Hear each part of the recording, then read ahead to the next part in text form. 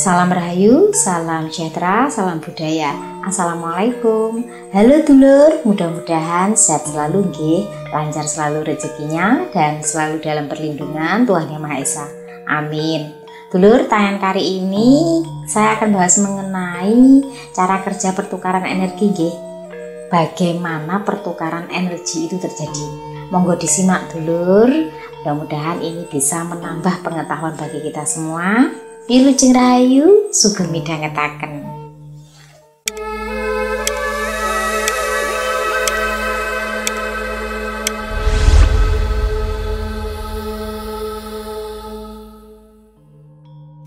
Dulur, berbicara tentang energi, mungkin panjenengan ada yang bertanya-tanya nggih, sebenarnya energi itu yang bagaimana sih? Setiap manusia itu adalah energi, dulur. Kita memancarkan frekuensi tertentu berdasarkan perasaan, pikiran, niat, dan juga kesadaran spiritual. Nah, frekuensi ini membentuk medan energi di sekeliling kita. Kadang ini loh yang disebut dengan aura. Ketika dua medan energi manusia saling berdekatan, maka akan terjadi pertukaran energi. Nah, bagaimana pertukaran energi itu bisa terjadi? Pertukaran energi itu bisa terjadi karena melalui kehadiran fisik. Jadi dulur, saat dua orang dalam jarak dekat, ini energinya bisa saling bersinggungan.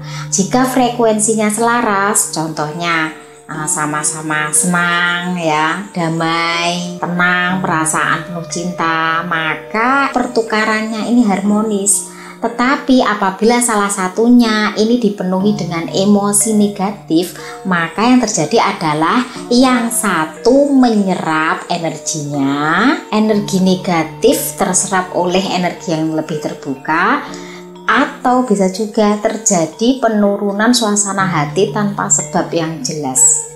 Contohnya, panjenengan merasa lelah atau gelisah setelah bertemu dengan seseorang, padahal dalam pertemuan itu tidak sedang membicarakan hal-hal yang membuat beban ya, atau perbincangan berat, atau perbincangan yang memerlukan banyak pemikiran.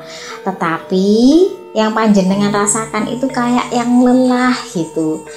Ini penyebabnya karena panjenengan menyerap vibrasinya. Nah, ini loh yang dimaksud dengan pertukaran energi melalui kehadiran fisik.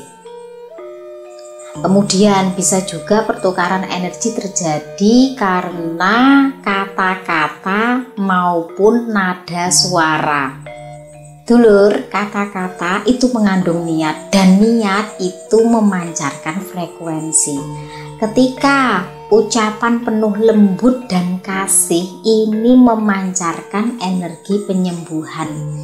Kemudian kalau ucapannya itu tajam, menyindir, atau menggosip, ini memancarkan energi yang bisa melukai aura orang lain. Dan bahkan dulur, dengan doa ya yang tulus, ini bisa meningkatkan energi seseorang menjadi lebih baik, membuat energi seseorang naik karena bisa merasakan ketulusannya itu. Lalu dulur, pertukaran energi juga bisa melalui sentuhan. Kulit manusia itu mengandung titik-titik energi dulur, mirip seperti jalur meridian seperti pengobatan Cina. Jadi dulur, sentuhan yang tulus, pelukan yang hangat, genggaman tangan, dan elusan yang lembut itu bisa menenangkan sistem saraf ataupun bisa mentransfer energi cinta, damai, dan penguatan. Sebaliknya dulur, sentuhan yang penuh dengan niat manipulatif atau kasar ini bisa membuat lebih berat ataupun bisa membuat mual ya, muntah secara batin. Panjenengan tahu orang yang gilo itu jijik ya, jijik ya. Disentuh itu orang bisa merasa dulur, ini sentuhannya seperti apa.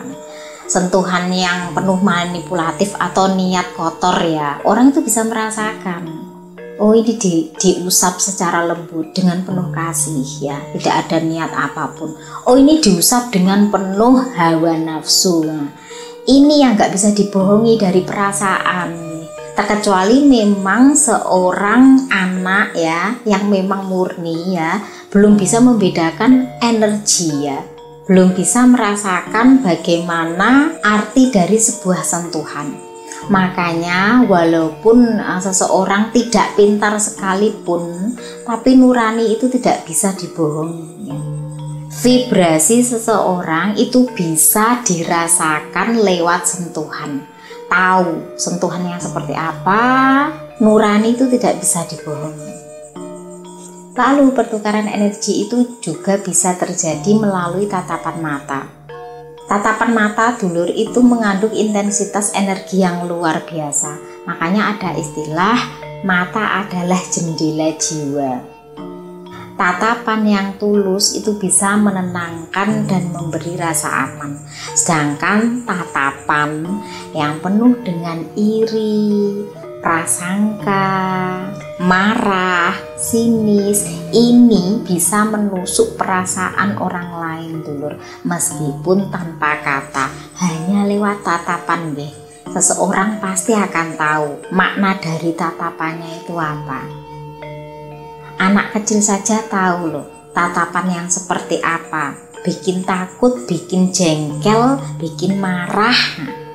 Itu tahu, apalagi kita yang sudah dewasa pasti tahu ya arti dari sebuah tatapan. Nah, pertukaran energi itulah bisa terjadi dari tatapan mata. Kemudian pertukaran energi ini juga bisa melalui pikiran dan niat jauh. Ini yang disebut dengan telepati energi. Jadi energi itu tidak selalu butuh jarak fisik dulur.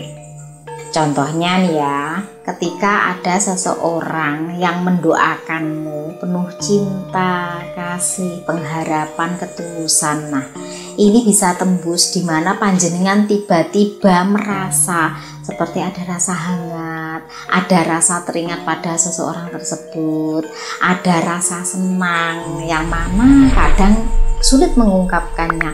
Pokoknya rasanya jiwa itu seperti tenang gitu. Nah, sebaliknya ketika ada yang berpikiran negatif tentangmu, itu akan merasa tiba-tiba seperti kayak ada yang merasa bersalah, membuat panjenengan merasa gelisah, ataupun merasakan lelah tanpa sebab. Ini yang dimaksud dengan pertukaran energi melalui pikiran dan niat jauh ya. Arah pertukaran energi itu bisa terjadi dua hal dulur. Yang pertama, saling memberi dan menerima. Artinya ini seimbang. Hubungan ini saling menguatkan, sama-sama tumbuh, ada rasa nyaman dan damai. Yang kedua, satu menyerap, yang satunya kehabisan energi. Biasanya ini terjadi jika salah satunya penuh luka, kemarahan, ataupun ketergantungan. Nah, ini bahasa sekarangnya itu disebut vampir energi dulur. Jadi menghisap energi. Yang satu menyerap, yang satu kehabisan. Nah, sebenarnya apa sih yang dipertukarkan dari energi itu? Yang dipertukarkan itu adalah energi emosi, energi mental, dan energi spiritual dulur. Contoh dari energi emosi itu dulur, cinta, marah, rindu, iri, syukur, dan lain-lain ya.